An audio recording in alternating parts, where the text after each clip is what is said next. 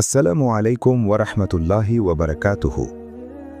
বহু বছর আগের কথা, বাগদাদ শহরের এক প্রান্তে বাস করত আবদুল্লাহ নামের এক যুবক।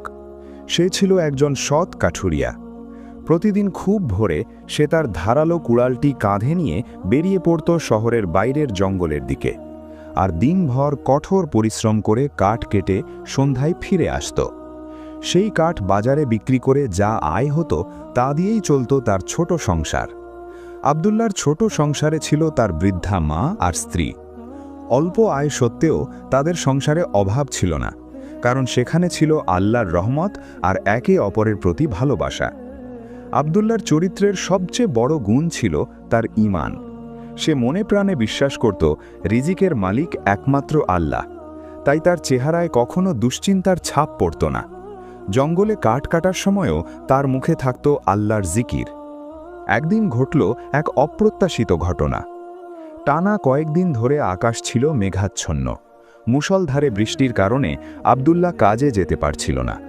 ঘরে জমানো যা খাবার ছিল তা প্রায় শেষের দিকে। চতুর্থ দিনে বৃষ্টি থামলে আবদুল্লাহ আল্লাহর নাম নিয়ে বেরিয়ে পড়ল।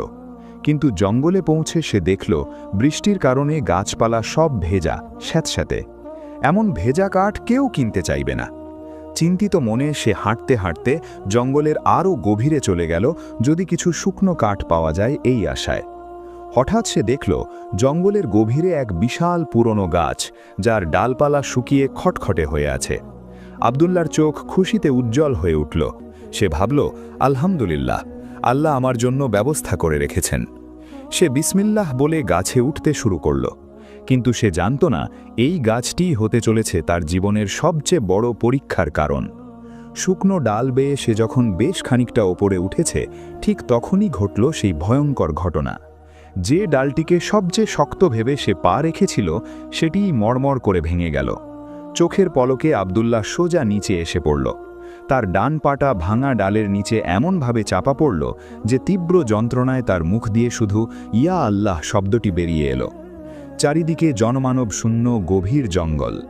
ভাঙা পা নিয়ে এক চুল নড়ার ক্ষমতাও তার নেই। সূর্য ধীরে ধীরে পশ্চিম আকাশে ঢলে পড়ছে। অন্ধকার ঘনিয়ে আসছে। আবদুল্লাহ বুঝতে পারল সে এক ভয়াবহ বিপদে পড়েছে। এই নির্জন জঙ্গল থেকে তাকে কে উদ্ধার করবে? তার বৃদ্ধা মা আর স্ত্রী তার জন্য পথ চেয়ে বসে আছে। তাদের কি হবে? অসহ্য যন্ত্রণা আর চরম অসহায়ত্বের মাঝে তার চোখ দিয়ে পানি গড়িয়ে পড়ল। কিন্তু সেই মুহূর্তেও তার মন থেকে একটি বিশ্বাস সরে যায়নি, আমার আল্লাহ আমার সাথে আছেন। আবদুল্লাহর ভাঙা পায়ের যন্ত্রণা সময়